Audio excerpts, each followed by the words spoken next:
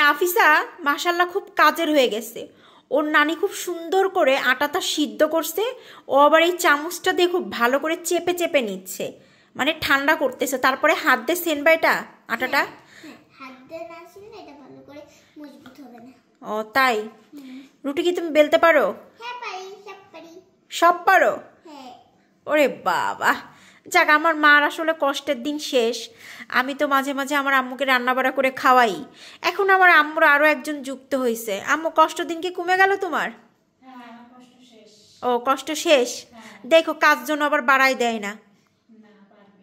ও আচ্ছা ঠিক আছে। আটাটা একটু ঠান্ডা হয়ে গেছে, এখন উনি হাত দিয়ে খুব ভালো করে মথে নিচ্ছে আটাটা, তাই না? আটা কিন্তু সেনাটা কিন্তু খুব কষ্টের কাজ, তা তুমি জানো? সেনতেছো তাই? শরীরের প্রচুর শক্তি লাগতেছে তাই না? পুরো মানে হাতের যে ব্যথা করতেছে না, অনেক ব্যথা লাগে। অনেক ব্যথা লাগে এগুলা?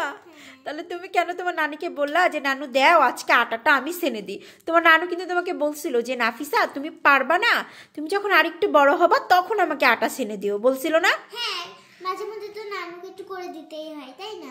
ওরে বাবা, হ্যাঁ মাশাল্লাহ মাশাল্লাহ।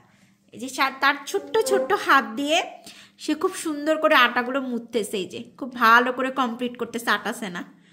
সে কিন্তু ভালোই করছে, আটাটা ঠান্ডা করছে চামচ দিয়ে দিয়ে। যাক মাশাল্লাহ, তুমি অনেকটা ভালো কাজ করছো আম্মু। থাকে এবার বাকিটুক তোমার নানিকে দিয়ে দাও, তোমার নানি কমপ্লিট করুক, তারপরে রুটিটা বানাই দিক, তুমি খাও। ও নাফিসা কিন্তু রুটি বেলতে পারে। হ্যাঁ ও রুটি বেলতে পারে, একটু তেরা বেঁকা হলেও বেশ ভালো হয়। একদিন শেয়ার করব আপনাদের সাথে রুটি বেলাটা, ঠিক আছে? ঠিক আছে।